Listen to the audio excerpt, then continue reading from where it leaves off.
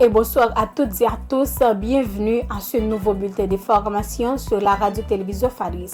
131 gouttes 36 pour $1 américain, c'est le taux de référence calculé par la BRH pour ce jeudi 10 octobre 2024.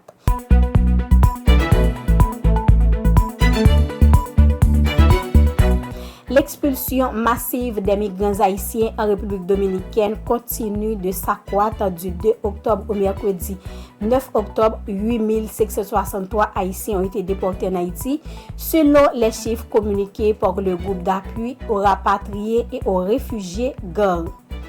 Le protecteur du citoyen Maître Renan Edoville exprime son indignation face à la déportation massive des migrants haïtiens en République dominicaine. Le protecteur recommande les autorités à porter plainte devant le Conseil des droits humains et la Commission internationale des droits humains.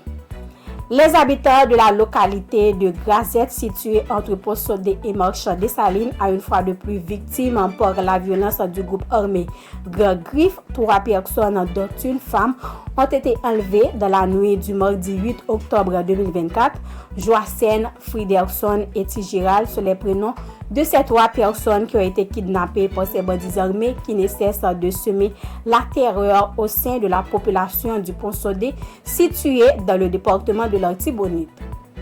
Le président du Conseil présidentiel de transition CPT, Leslie Voltaire, a rencontré hier mercredi 9 octobre 2024 à la villa d'accueil l'ambassadeur des États-Unis en Haïti, Dennis B. Hankin. Les discussions ont été axées principalement autour de l'installation du Conseil électoral provisoire et la question cruciale de l'insécurité généralisée dans le pays. Leslie Voltaire a indiqué que ce dialogue a été constructif visant à renforcer la collaboration entre le CPT et les États-Unis, notamment sur le point sécuritaire et assistance. La ministre de l'Économie et des Finances, Kathleen Florestal, a rendu une visite au début de la semaine à la Direction générale des impôts DGI afin de discuter avec les employés grévistes sur la paralysie affectant l'institution depuis plusieurs jours. La ministre a instruit les responsables de la DGI à retourner rapide à la normale afin que la population ait l'accès aux services publics après 15 jours d'interruption. Coup d'œil à l'international. L'ex-président américain Donald Trump a officiellement refusé de participer à un second débat présidentiel avec sa concurrente démocrate Kamala Harris.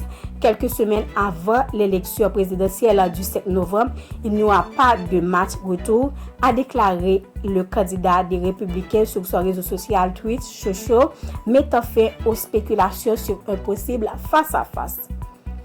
L'armée israélienne poursuit ses bombardements intenses sur la banlieue sud de Beyrouth comme sur le sud du Liban où elle dit viser des positions du Hezbollah. Elle a en parallèle étendu ses opérations au sol dans le sud-est du pays. Lors d'un entretien téléphonique, Joe Biden a demandé à Benjamin Netanyahu de réduire au maximum l'impact sur les civils au Liban, en particulier à Beyrouth, tout en affirmant le droit d'Israël à protéger ses citoyens du Hezbollah.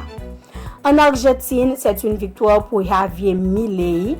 L'opposition a échoué hier, mercredi 9 octobre, à lever le veto du président ultralibéral à l'augmentation du budget universitaire voté par le Parlement mi-septembre. La politique d'austérité et les coupes budgétaires du gouvernement dans les dépenses d'éducation avaient pourtant provoqué un large mouvement social qui pourrait désormais s'approfondir.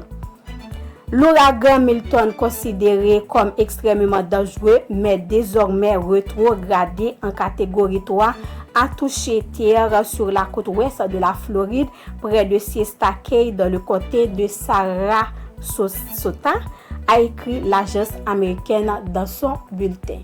Fin de ce bulletin d'information. Merci de l'avoir suivi. C'est avec vous, Caroline Jean-Paul, pour la présentation.